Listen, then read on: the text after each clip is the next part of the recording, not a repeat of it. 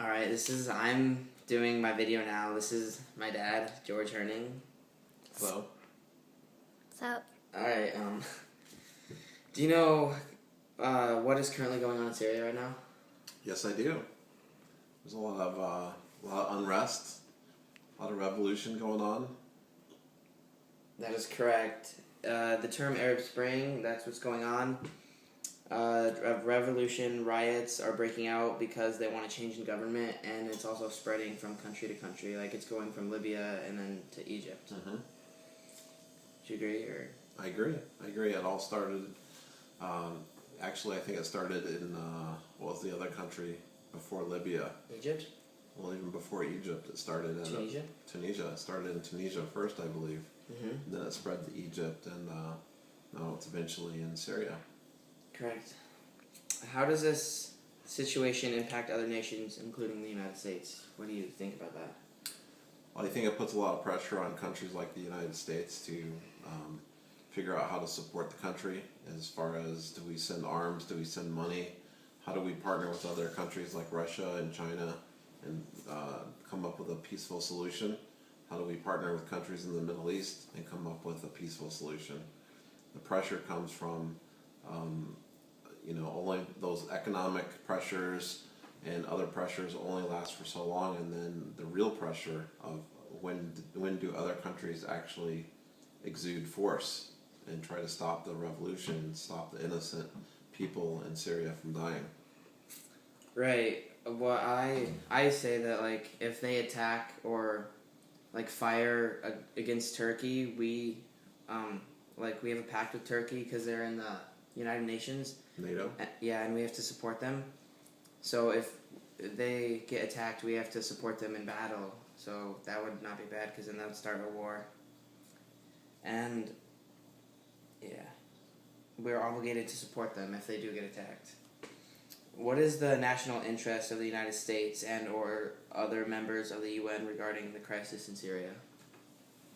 Well, Syria is at the crossroads of the Middle East, and so if more countries fall and start doing supporting terroristic type regimes, we can't afford that to happen.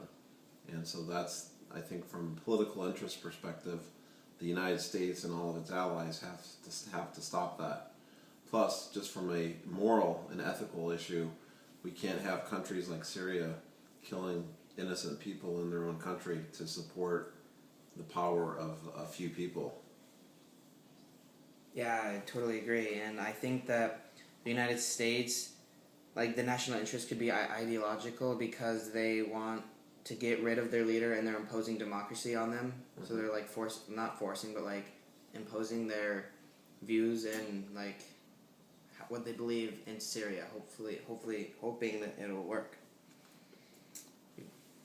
Yeah, I agree with that. And it's a complicated process, and there's a lot of people trying to figure it out and work on it, and we can only hope for the best, and hopefully the regime there in Syria figures it out and tries to resolve this peacefully.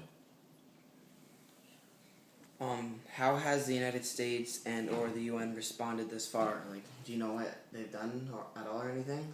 Well, I believe they've imposed a lot of economic restrictions, embargoes, and basically trying to economically isolate them.